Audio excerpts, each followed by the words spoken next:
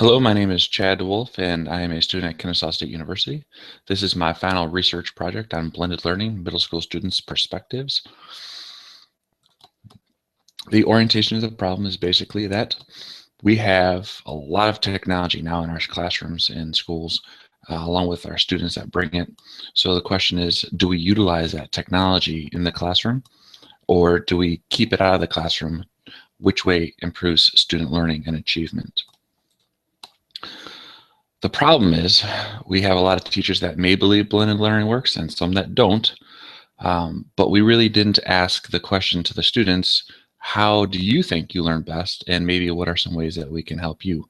We think possibly including technology into the curriculum might be a possible solution to help increase test scores and achievement. So the purpose of this study is to figure out what actually do middle school students think, what are their perspectives and perceptions about a blended learning environment. The research question, there's only one in this research project, is how do middle school students perceive a blended learning environment? So our framework, our goal is to identify the students' perspectives, develop and answer the research question, implement the data collection through the observations that I conducted, the interviews and survey that I pushed out to all the student participants, and identify any threats, including bias and some other things as well as we get through this presentation. The significance of this research project is that we might be able to tap into a new and different and more technology-friendly way to reach our current students where they're already comfortable, and that's with using technology. For the most part, we do have obviously some of this going on every day here or there, but it's not necessarily embedded into the actual curriculum or concept maps or anything else, possibly even lesson plans by teachers. So maybe this will help grow technology into those different avenues for education. With that, there's a lot of information here that most people will feel comfortable with if you're an educator, but even if you're not, there are a definition of terms in which you can understand what actually is a blended learning environment and what actually do we mean by that. So definition of terms just helps the researcher explain better what the words they're using in their research paper are. I had two reviews of literature that I included into the overall research paper itself. It was important to include the reviews of literature so that everyone reading the research understands that my research has been done as well on the topic of blended learning, and to basically, if possible, draw some parallels and connect the previously done research of blended learning to the current research that I'm doing right now on blended learning, with the objective of understanding what middle school students' perspectives are. So the first one was geared towards understanding student and faculty perceptions. So obviously this was done at a college level, but at the same time, we're trying to figure out what student perspectives are. Maybe there is a correlation between middle school and high school and college students. The objective is to maybe look beyond middle school to see if we can help answer the question, what are their perceptions about blended learning, and see if that is any correlation as well. The second one of the research that we did with the Lit Review was a teacher action research project, which is the focus on middle school students, specifically in a writing group. So this researcher wrote a research paper on how students' perspectives, or what they were in regards to a blended learning environment with the topic of writing. Our methodology was qualitative and it was a case study. The overall process of research was based on this idea, and it's going to definitely help answer the research question, which was, what are middle school students' perspectives on a blended learning environment? Again, interviews, surveys, observations, qualitative and case study in our research design. And just so you know, I am a single classroom teacher. I do not have any support coming in. Teach 8th grade English and social studies, and I have a bring your own technology classroom. The participants were 8th graders that happen to be mine, so there are some bias. There's some bias in that regards. There's 2 groups, the general education and the advanced education groups, and we had 2 different student interviews as well. This was conducted in a rural town in Georgia. We definitely have computer labs, we definitely have laptops, and we definitely have iPad carts, mobile labs, and bring your own technology. But that's not the question. The question is, what are students' perspectives? What are their perceptions about blended learning? So if we have all this stuff, are we using it correctly? And if we are, how can we expand upon that? So I think that definitely ties into what their perceptions are. If we're doing something really great with technology, then they're probably going to have a better perception about it.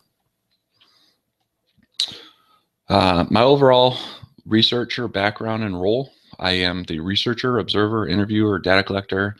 These are my current students, so that's my bias. That's a top bias right there. I've worked with these students for about 4 months now for this, current school year.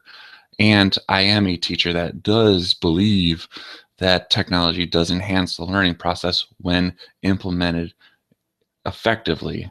So I do use blended learning in my classroom. I'm just now trying to figure out, do my students actually like it? And if so, why? What's going on? How can we improve the classroom and learning environment? So here's our data collection in the month of September.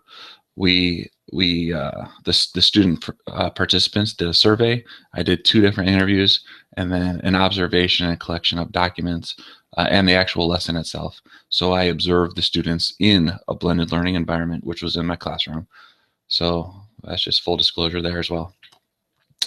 The survey consisted of 11 questions in a Google Forms doc. It was basically just to be able to sort and filter through what they were trying to tell me through a multiple choice, multiple guess, if you will, survey through Google Forms. Using technology also to gather the information, so that was very easy to help sort the data once it was collected. Again, 2 student interviews. They came face-to-face with me, scripted questions. They had the same exact questions, and they were recorded through my phone and coded later on for data verification, peer review, and just for the ability to make sure that everything I found in the interviews was actually said, and it was confirmed by the students as well. Okay. Also collected some student work in an online document, which was a combination of a social studies and English assignment combined into one. So that was collected during the blended learning lesson observation. Once I had all the data, I analyzed it, which helped me to better understand what the students were trying to tell me about their perception about a blended learning environment. I filtered, I peer reviewed, I sent it off, I had the students look at it as well, and we tried to get an overall understanding of what the data was telling me, and eventually found out that for the most part, yes, the students do enjoy and would wish for a blended learning environment in regards to more technology uses if that technology was used in an effective manner.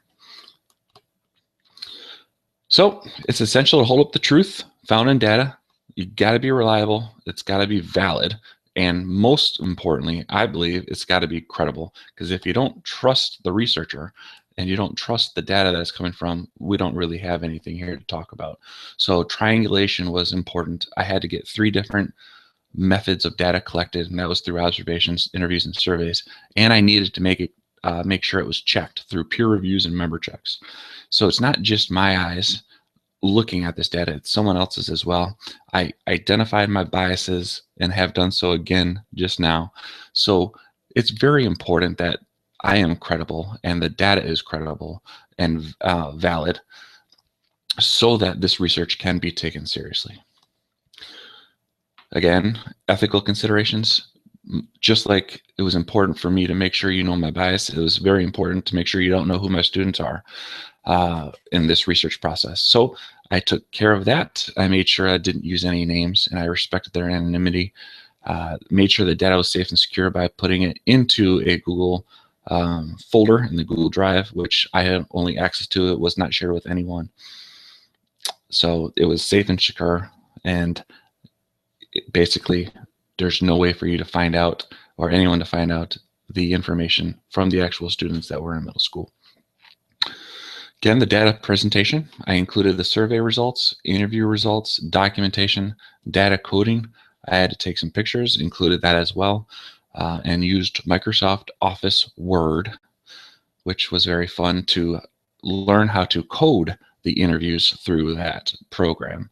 So you could, in the final presentation and in the data presentation, see exactly what my thinking was, what my understanding was in the accumulation of all the data that I got from this observation and interview and survey. So overall, what did we learn? We learned that the students reported a positive perspective of blended learning. They would choose blended learning if possible. And most importantly, what I got was that the students expect technology to be used in the classroom. They don't want to have to turn it off. So if they expect to use it and we have it, we as the teachers, I think, need to understand what this really means. They're asking to learn with their technology, so we need to figure out how to do that. So what are the implications? We can reach more students if we understand how to use technology in the classroom. This might be an unknown for a lot of educators, but again, the smartboard, when it first came out, interactive screens, touch screens, tablets, it's always new. So with the kids using it, we need to learn what they know already so that we can use their toys as educational tools in the classroom. So how do we do that? Well, we need to really start discussing what blended learning is with the students and teachers so that a consensus can be made about, okay, do we want to do this or not? And if so, do we want to try to do this with certain teachers in the school or just the whole school? So we need to make, as educators, some conscious decisions about what's best for our students, not necessarily what's best for our teachers. And if we are going to go into a blended learning model, we need to make sure we train our educators to put them in the best possible position to make sure that they're successful so that their students are successful in the overall learning in their educational exploration of everything that they're going to be learning from now until whenever. So that's my recommendation as well. This is the end of the presentation. Hope you've enjoyed it.